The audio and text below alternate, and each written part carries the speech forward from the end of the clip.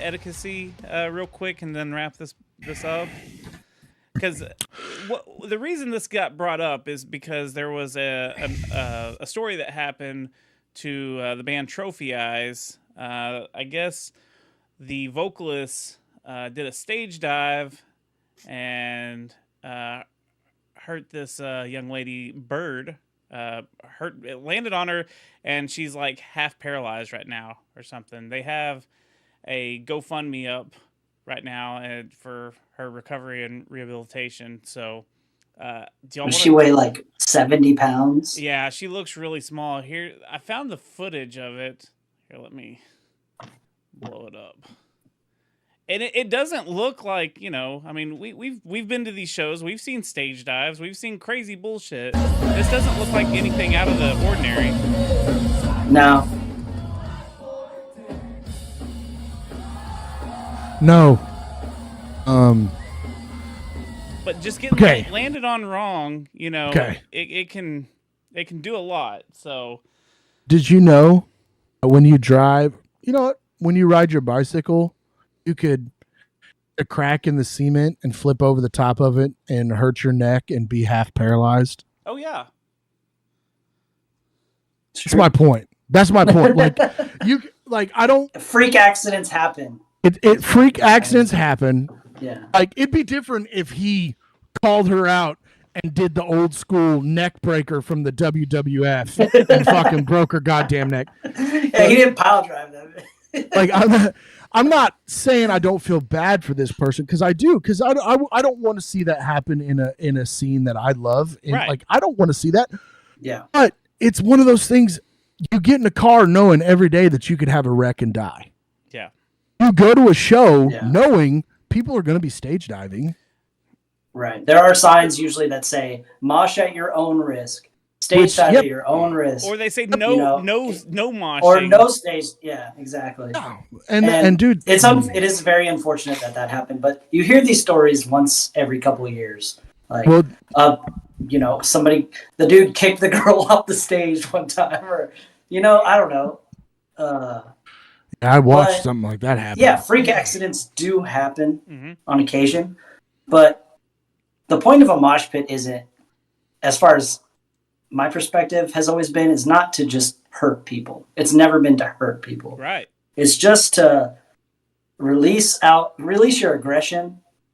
And, if somebody falls down, you pick them up. If somebody's hurt, you stop the show. It's never been about violence, like pure violence. It's more about just everybody's there to have a good time, but also to like release your wiggles, dude. You gotta get your aggression out sometimes. Everyone's angsty. Everyone wants. And you're bumping into people. It's hot. It's sweaty. It's gross. But like you said, like if you're a 70-pound girl, like maybe you shouldn't be in the middle of the pit. And use some common sense. But and I agree with that. And I'm not trying to sound harsh or like I don't even know the word to use. But like if I weighed 100 pounds or less and I wasn't very strong, I was going to a show where there's a potential for someone jumping into the crowd, I don't think I would stand up front or somebody in the band. Like, it just bothers me because it's like I feel bad for this person, but at the same time I don't, because you knew what you were getting into. Like, I don't understand it. Like, it's like going to a terror show, somebody's out there hardcore dancing and you get punched in the face and your nose gets broken. It's not like you didn't know that it was going to happen. Right. Yeah. That's how I feel. If you're not willing to risk the, your own safety, you shouldn't be out there in the first place, because it is an unsafe environment. Yeah. Right. If you know anything about the scene of like, and honestly, I didn't know much about Trophy Eyes before this. Because of this, I kind of listened to them here recently. Because at first I was like, that doesn't sound like a band name where they'd be stage diving. Maybe that's something unique. But I mean, they're not bad. They're pretty good. I enjoyed some of their stuff. But it's still rock and roll. Like, I mean, it may not them particularly, but like any kind of like rock band, there's potential that someone's gonna fly off the stage, and especially in a little club like that where you can actually, there's not a 8 foot No barricade. Yeah, no 8 foot No barricade. barricade.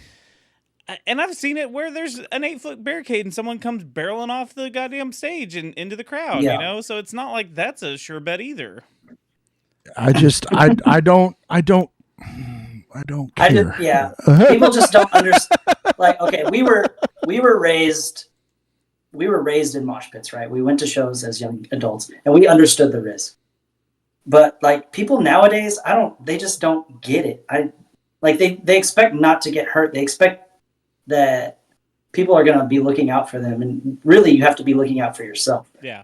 You have to protect yourself at all times. I went to a POD show. I was fixing to bring this up, Rabit. I was fixing to bring this up. And Norma Jean was direct support. And Norma Jean, if you don't know, is one of my favorite bands of all time. So they start playing, and there's people standing up at the front of the railing. And it's like couples, older couples, you know, their wives have like glasses of wine. You know, but you're in the pit, right? You're standing there with your glass of wine, but you're still in the pit.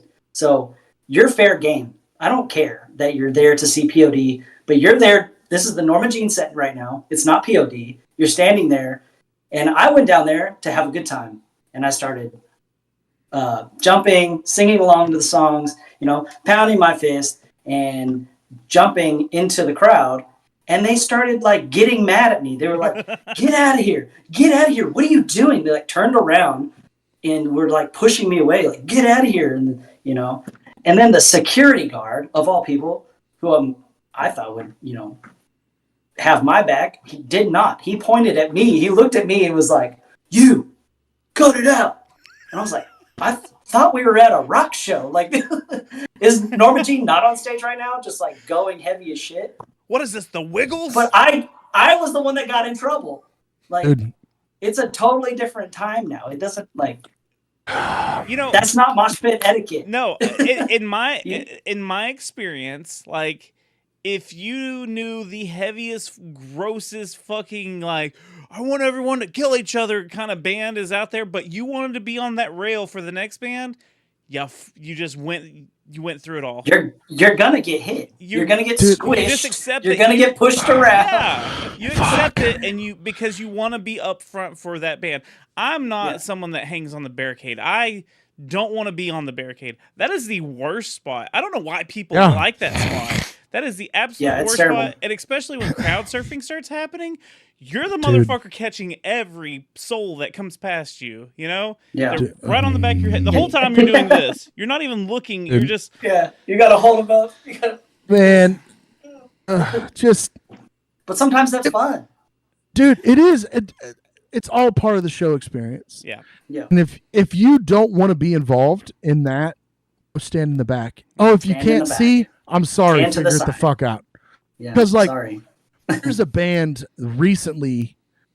Not gonna say their name. No, fuck it. Varials, who sucks now because they don't have a good lead singer anymore. Varials on stage. They were fucking. They used to be breakdowns, right? That's what they write. They write mosh music. Let's be fucking real. That's what they wrote. And they stop a show to tell people, hey, don't mosh so hard. You're fucking kidding me? I didn't know about You're writing? Dude, go find the story. Go find the story. Stupid. Find the story. I guarantee you'll be like, what the fuck? Seriously. And I'm all for people being safe. I am. I don't want people to get hurt. But like, I've gone to shows where it was like, well, like the people you were talking about at the POD show, those people in my younger days, I would have sucker punched them in the back of their head multiple fucking times until they moved.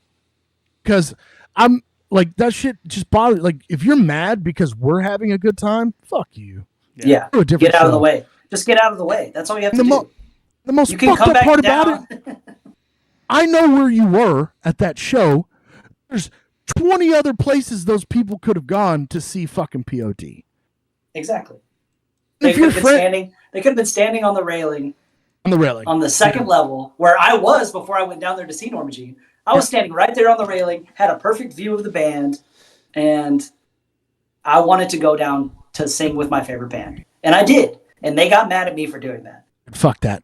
When we were all of them. Fuck all of them. Toby is the fucking okay, there you are. I thought the stream ended on accident. No, I remember Toby, you were at the show. We weren't doing stuff yet. We weren't doing podcasts or anything. And I remember you and Michael Ward being there. And you two were standing on the steps at that venue. What was it called?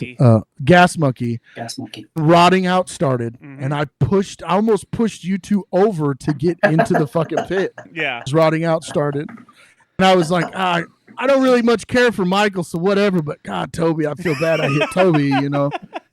And so and it was just like one of those things. Like Toby didn't come after me to fucking hit me. He was just like, "Women, what the fuck," you know? Yeah. Sometimes you get bumped. Sometimes you get nudged. Yeah. And that's part of the experience. That's a part of the experience. You're going to get bumped into.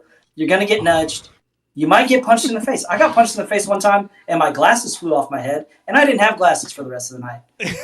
So they were gone. Hold on. Did I get mad? No. If I got to give my ex-wife any kind of credit, this is one of the most positive things I can say about that woman. One time we were at a show, and she was kind of in the music scene like us, but not as deep as we were. And I love standing on the edge of the circle. Like I love I may not get in the pit anymore, but I want to be right there and feel the energy and you know, I want to almost get hit. I don't know why. Yeah. But I almost want to get hit. Yeah. It's part of it, dude. Bump into me. I like it. Yeah. This fucking crowd killer started swinging and just turning in circles, like hitting everyone in the fucking face in the crowd. And I was in the back, you know, the back of the pit because that's where I can see the dancers, I can see the band, I can see if someone's gonna hit me. It's the perfect spot. She was standing next to me, and she wasn't even like she was like kind of, you know, behind me a little bit, and his fist came out, you know, somehow managed to hit her. She had big gauged ears. Fucking clocked her. Her glasses went flying. Both her gauges went flying. She lost every fucking thing. Oh no. And just like Terminator just kind of went and just looked back up, and I was just like, but she knew. Like, that was my thing. I didn't go after I hate when dudes go after, like, you hit my girl. Dude, you knew. You brought your girl to a hard. Shouldn't have been standing there. Okay, hold on. Okay, first off. Hold on. This is the first, like, part of the pit etiquette.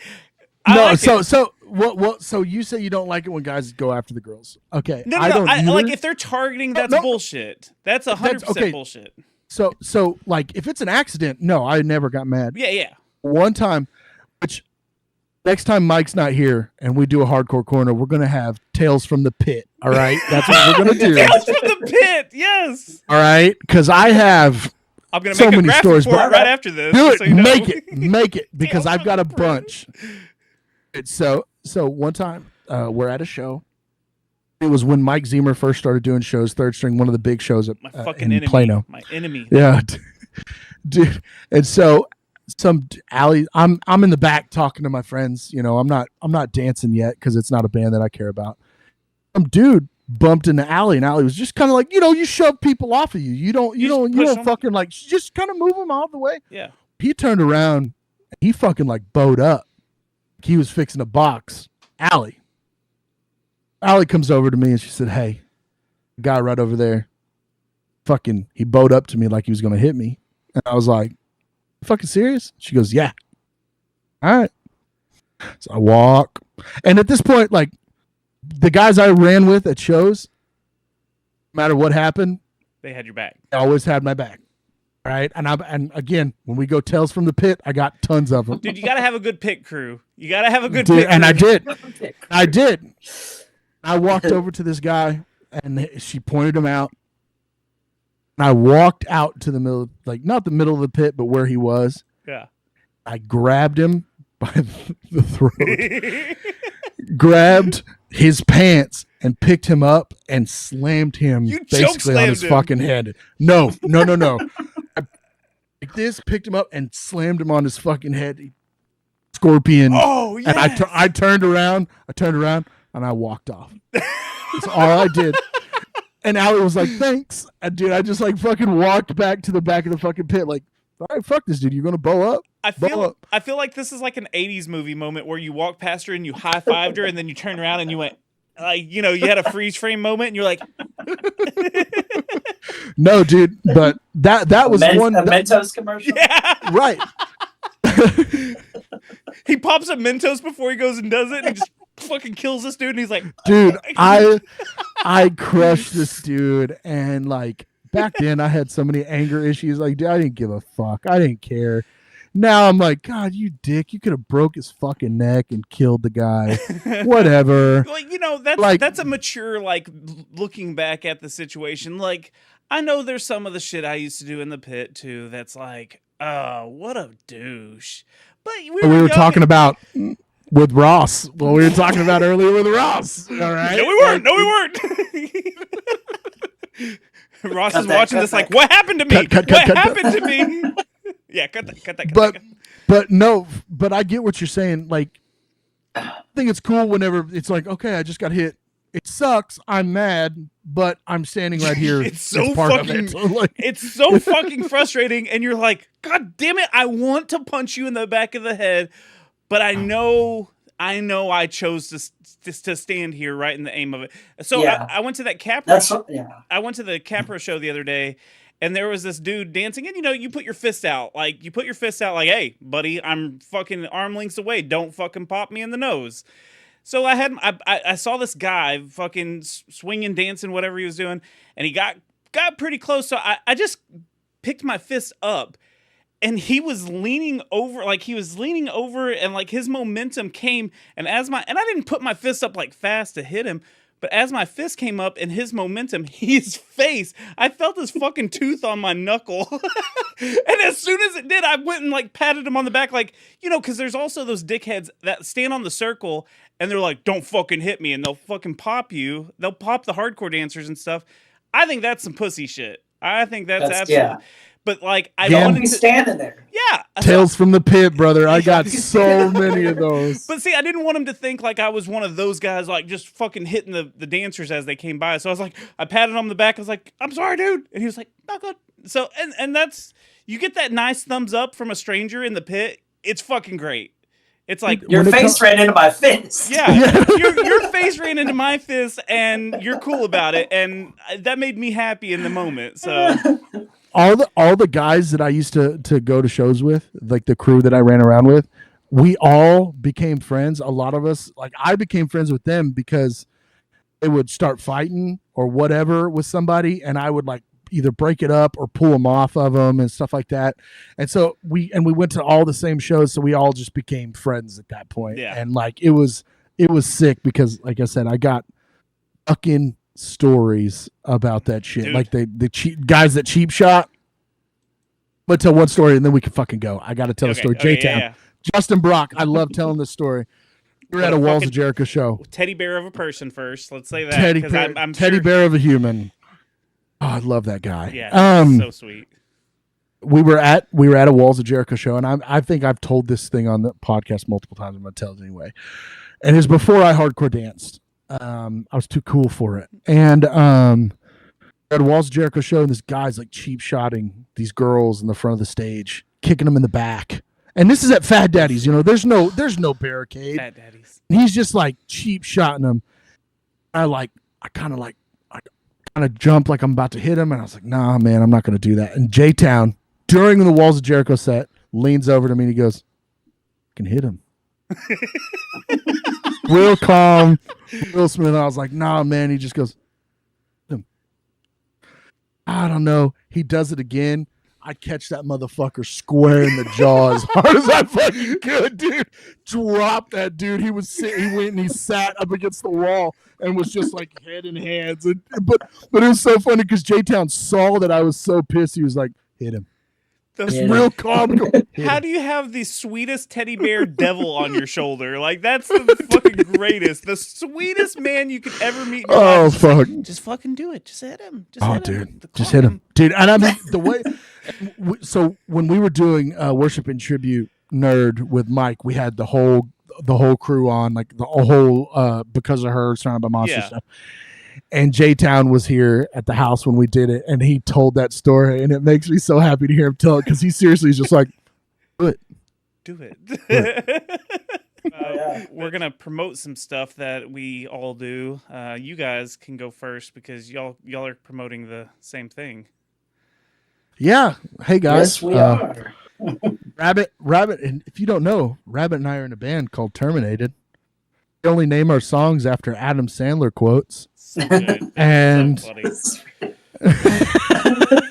At least for the first EP. for the first EP, we have 2 songs on Spotify, and we are actually in the process of booking new dates to record hopefully another EP. We have a show. When is it, Richard? The June 15th? June 15th at Haltom Theater. If anybody watching wants to come out and kick it, it should be a pretty good show. Yeah, that's about all we got right there. Cool. Oh, yeah. All right. Well, it's weird doing this myself because I'm not usually the one steering the ship. But hey, if you want Did good. If you want to check out the things that I do the Secret Levels podcast. It's a retro video game review show. We go over one game per episode. We go over the history, the story, the gameplay, some fun facts, and we let you know if it's still worth playing 30 years later or however old it is. You can also catch me on Twitch, streaming those said retro games at twitch.tv/TobyVonDoom. I stream every Tuesday at 7:15 Central Standard Time, but I do stream sometimes throughout the week. So come hang out and stuff, and all that good stuff. Yeah, I guess I don't know how to wrap this up because I've never been the wrap up guy on this. So I guess we'll see you later, nerds. See you later, nerds.